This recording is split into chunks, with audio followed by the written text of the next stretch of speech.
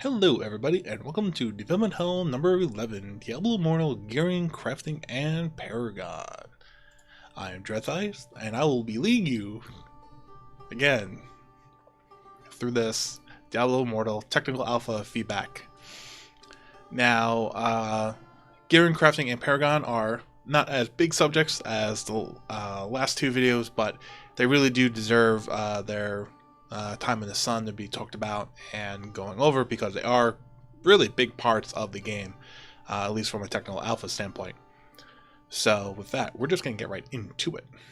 Now, gearing, as I mentioned in the previous, as I touched on previously, video Dev Hell 11, that gear, I'll kind of approach it from two aspects. At least when it came to the secondary gear, which is where a lot of your normal slots, normal gem sockets will come from. I noticed that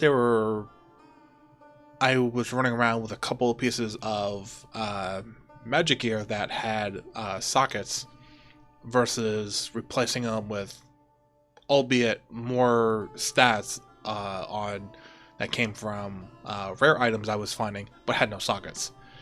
So I feel that normal gems do have their strengths, and by normal gems having strength, the sockets have strength. So having a rare item, a magical item with a socket versus a rare item without a socket, really does actually give value to that magic item. So I think people who are more of the Diablo 2 mindset will actually appreciate that, or at least I think so. Also, the thing with sockets is we didn't really notice this at first because I think maybe it just took a while, or we eventually had to find them. But sockets just aren't plain anymore. For those who are coming from a WoW background, there's red socket, yellow socket, blue socket kind of deal, and they kind of use that system in Diablo as well. However, there's also rainbow sockets, so you can put any gem in those particular sockets as well. But unlike, if I'm remembering correctly, because Burning Crusade was so many years ago, back in those days in WoW, where you'd maybe put a red gem in a blue socket, and you do that, but you'd miss out on the socket bonus. In Diablo Immortal, no, you have to match the socket color, which can be a little bit annoying when it's like, I just want this giant life gem to go in there, and that's a red gem, so you need a red socket, but it's a blue one, so it's like, fine, I'll put armor penetration in there. So it's not bad. But it's sockets and the color of them and matching the correct gem to them will play a little bit into how the gearing game goes. And then with your primary gear, basically your head, your shoulders, your chest, your pants, your main weapon, and your offhand. So for a wizard, it's your just regular offhand, your focus, whatever you want to call it. For, say, a demon hunter, it's just an offhand crossbow or whatever it is. That's your 6 primary gear pieces, and those sockets are reserved for legendary gems. Now, legendary gems are very much akin to what they were in Diablo 3, but there's over 20 of them, and there's some very much different ones. If I'm remembering it correctly, Mocking Laugher, which everyone was kind of laughing at, I think was the one. Sorry if I'm wrong in the comments. Was the one where it would basically force enemies to attack you, and then the unlocked ability at like rank 6 would it did something. It was more or less like a gem that made you a tank, and everyone's like, why would I do this? But it's like, already there's other gems in there, like if you combine that with like the Hunger gem, which your attacks have the ability to restore X% amount of life for each hit, that can turn any barbarian into a real meaty tank. And especially considering that dungeons are in the game, but things like raids, which are planned for the game, just weren't in there for testing, are planned, which are customly designed encounters for group only. Those gems will come into effect. And when you combine those with other gems, like everyone was like, oh my god, there's a gem that gives like 10 to 50% critical hit chance, which, like, for all intents and purposes, it does exist. It can roll on gear, but when it rolls, you can get like 1% or 1.5, maybe 3 if you're lucky, but it's really rare. So having a gem that gives you 10 to 15, and then that goes up as you rank up your legendary gem, is incredible. But it had like a weird tag at a weird condition of when you're attacking from behind. But then you can start seeing when you start looking at that gem that forces enemies to attack you. So put that on a barbarian, so the mobs are always attacking the barbarian, but you and your wizard are on the other side of the barbarian, you're attacking from behind, you're going to have that critical hit chance applied to you. So gems will, even if they seem wacky now, especially as you've seen other streamers go through them and describe them and everything, start thinking in group settings, because I think that's where a lot of these gems that are a little bit wonky in solo play will start to shine in group play, which is great.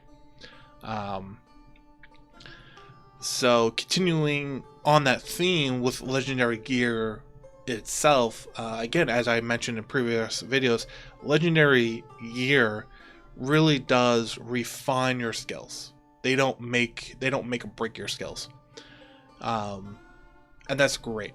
Because also, as I said before, it's good when it's that dynamic. Because I think everyone would agree with the statement that we really need to get away from what Diablo 3 became, where sets and the supporting legendaries to those sets really define the skills and then hence define the class, which then define the class fantasy.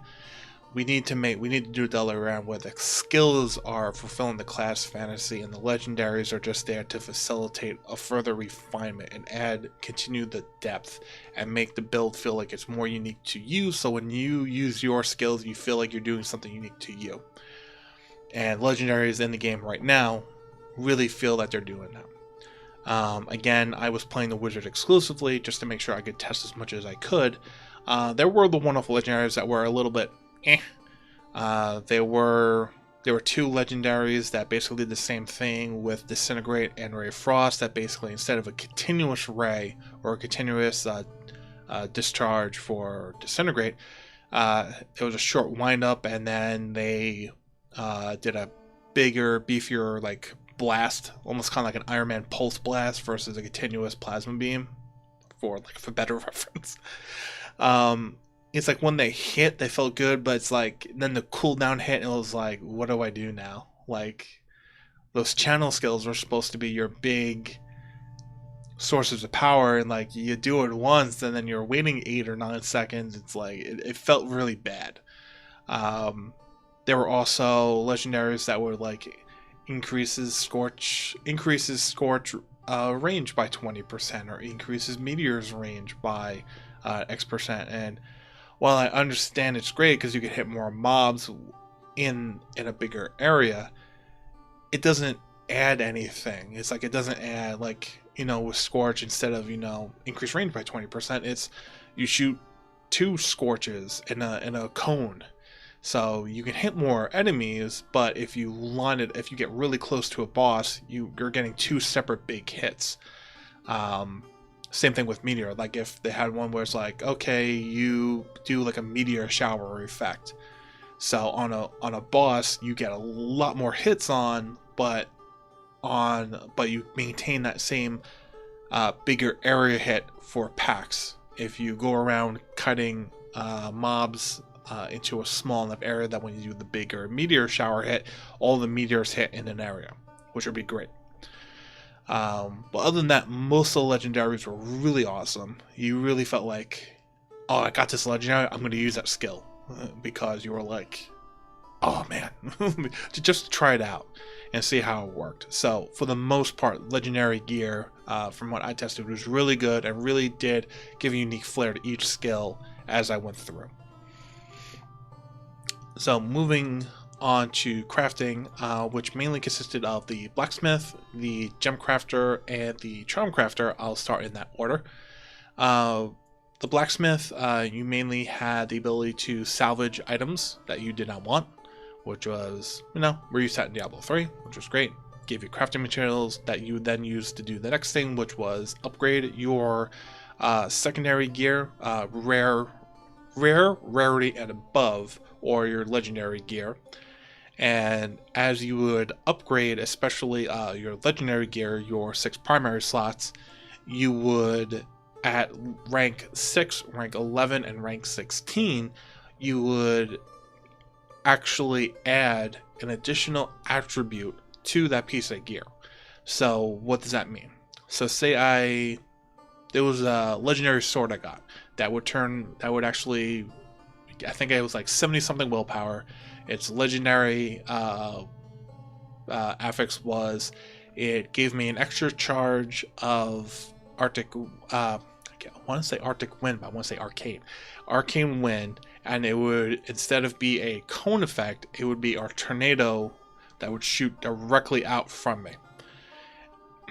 So when I would rank it up to rank 6, after that, 70 something willpower, it would give me 12 intellect, or it could give you like 2% like 2% extra damage when mobs are stunned. So it's just like a regular affix, so to speak. It could be a stat, it could be more conditional type deal, and you would, like I said, you would get one at 6, 11, and eventually 16. And then what you would try to do when you got that third one unlocked is to get them all within the same family. And it was important to get them all in the same family, because once you did that, you unlocked the family bonus. And for instance, probably the coolest example that we saw was the wildfire set bonus. If you managed to get all 3 of those attributes that be in the wildfire family, you had a 1% chance upon killing an enemy to summon basically a fire hydra, and it would be out there. It would be just another thing doing damage, throwing fireballs at enemies, and it, at least from Alpha, from watching videos, again, Leviathan, good job, it actually could tank quite a bit as well. So it's like, so it's not just adding skills, because the upgrading process itself adds, could add intellect and willpower, or willpower and fort, or fort and intellect, or whatever it would. So you're getting more sets that way, and then through the reform, and then when you unlocked 6, 11, and 16, you get an additional attribute, and then if you got all 3 attributes with the same family, you unlock the bonus. You really make that piece of gear really special, really unique, and it really felt like you were doing something to make it your own. That it wasn't just like, okay, my version of Nemesis Bracers is the same thing as that person's Nemesis Bracers versus that person's Nemesis Bracers. Like, no, like my weapon is really unique to me versus that person's weapon is really unique to them, so on and so forth. And the reforging process, there are general reforged stones which you could buy at the vendor for honor, or you can use I think you could use orbs, which is the paid currency in the shop, to get family specific reforged stones. So it would be within family, but what you'd get as far as, like, again, that 2% damage while stunned versus maybe getting 9 willpower versus 14 intellect, that would still be random, but at least you knew it was in the family, versus the general reforged stone could be anything. So that's essentially all of the blacksmith's deal, unless I'm forgetting something. But again, there's a lot to cover, so I'm going to keep on moving. So the next thing is the gem crafter, which I gotta say is probably, it's weird because gems still follow the whole same system of, you need three of one rank of gems to go up, which is fine. The gem system, as I was saying before, like, I really like it. It's weird. I guess it's like when you're given like a structure, like, this is how you have to do it, this is what you need to do, you need to plug and play, like, oh, this item has 2 blue sockets but this one has 1 red, so I can get more damage here, but can I afford to lose the armor penetration here? And you start looking at it, you start min-maxing gear, and your head starts going like think, and your mind is mentally kept in the game if you're not playing it. That's a great feeling to have. So I generally love the gem crafter, especially when you can get a lot of gems per day just through the honor vendor doing your bounties each day. So you always feel like you can always make that incremental progress, even if you're not getting a new piece of gear, even if you're not really ranking up your your primary or secondary gear that much or that quickly compared to other people. At least with gems, you can feel like you're really getting your progress, and that's always a great thing to have. And that's something you can do day in, day out, as long as you're doing your bounties. And also your challengers, which reward honor as well. But you'll eventually hit a stopping point because that's accelerated difficulty that never ends. So you'll hit a wall eventually. But yeah, I mean, besides the one concern I put in the first video where it's like when you swap your piece of gear, it asks you, hey, do you want to swap the ranks? Can you just swap out the legendary gem on the primary gear at the same time to avoid the need of going to the legendary, going to the gem crafter to then remove that legendary gem to then put it on the new piece? No other real comments. That I like the gem system. It's good. I like how it actually, the normal gems focus on the more secondary stats, not so much the primary, which is again a big departure from Diablo 3, where it's like gems are only about, vit or strength or int or dex, or like what is it? They only focus on the main stats. These gems focus on the secondaries, which is cool. So you can make up for your deficiencies, and then when you get better, you can move those around. Especially with the play of having straight colored sockets versus your rainbow sockets, that it becomes a bunch of mini games, and your mind just goes crazy. So lastly, the Charm Crafter. Now, the Charm Crafter is probably my second biggest pet peeve in the game. And it's not because I don't like charms in their incarnation right now. It kind of gets to, it's going to be, essentially, to make a long story short, it's going to be really difficult, like really, really difficult to get a really good charm. And it's done that way because you get your initial charm, and then it requires 8 days worth of charms afterwards of breaking them down to use those materials to get your initial rank 1 charm up to rank 5. And the skills that you get are completely random, regardless of class. So if I'm on my wizard, I can get Demon Hunter, I can get Barbarian, etc. I can get any one of those skill bonuses. So I had a rank 1 Electrocute, and then I got 4 other class skill bonuses. So I turned that one to I used the extract function and I made it a skill stone. And then I started another new charm that started with Arcane Winds, which was for me a lot more powerful at the time. And I got that one up to rank 5. Again, it only had actually, I think I managed to get Meteor on that one, even though I wasn't using Meteor at the time. And then I was like, okay, this is going to be the one I'm going to try to build upon. So that one I put actually on my character. And then the other one, I used after I used it through the extract function to make it a skill stone, I then used the immune function of the crafter to attempt to get that Electrocute skill bonus onto the other one that had the Arcane Wind and Meteor bonus. And when you do that, the one you're trying to grab from is basically a slot machine. and it goes through it. It actually looks like a slot machine. You see this highlight where you go, great sound effects right now, and then it would stop, and then wherever it stopped, that was the skill bonus it was going to pick, and the one you were going to replace on the one you were going to keep got replaced with that. And then the one over here you were pulling from gets basically used up. It goes away, and that's it.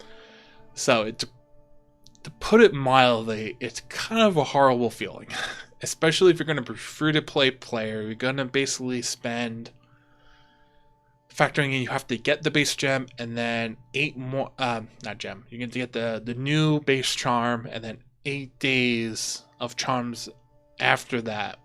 So it's 9 days. So it's like almost a week and a half of doing 4 bounties, your initial first 4 bounties to get that charm, to wind up with nothing. If I could make one heavy suggestion, it would be, instead of one opportunity during the imbuing process with a skill stone, giving us 3 attempts. So that's why we feel that we have more of a chance. And going a step further, say there was a skill stone I wanted to imbue from, and it had, say, Scorch on it, and that's the last skill bonus I need for my master powerful charm that I have currently. Like, I have 4 out of 5 skills that are currently I'm using actively are currently on my charm, and I have 1 more skill that I need to replace, and I have this skill stone that has Scorch. Give us the opportunity to, I guess, put RNG more in our favor, and that's why I say give us 3 chances, or let us make a deal with the devil, so to speak, and you be able to give up a roll chance to eliminate a skill bonus on a skill stone we want to imbue from. So I could eliminate, say, 2 of the non-worthy skill bonuses on that skill stone I want to imbue from, to make it the other 2 I don't want and Scorch. So I raise my ability from getting Scorch from 20% to 33%. It's not a big increase, but it's at least a 1 out of 3. Instead of a 1 out of 5. It would at least make me, the player, feel like I took my chances, I didn't get it, but I at least was given better odds. Because right now, the charm imbuing system feels really bad. Unless, like, you get it. And the thing is, it's like, I don't think the hype of getting that skill bonus would ever really make up for all the times I would miss. I think that's just the biggest detractor of the system. But overall, when it comes to charms, it's good. It's nice when you're able to say, okay, I had a rank, my max rank was rank 4 electrocute, now it's rank 5. Or my meteor was rank 1, now it's rank 2. It's great because you're raising the base minimum, if I'm understanding it right. You're raising the base damage of that skill, so any multipliers that you're getting through gear or thing are just that much stronger. So it's a good system. It's just potentially tweaking the imbuing process. So yeah, and so with that, that's pretty much all the crafting. That's the blacksmith, the gem, and the charms. So with that, the last thing I want to talk about in this video is Paragon. Now, anyone who knows me in the Diablo community knows I absolutely despise Paragon in Diablo 3. If you ask me how do we fix Diablo 3's Paragon system, I will tell you emphatically, you just get rid of it. Because there's no upside to keeping it in from a competition standpoint, from a botting point, from determining where's a good place to cap it, because everyone has a different number in mind. There's no good thing, so getting rid of it completely is my way of fixing it.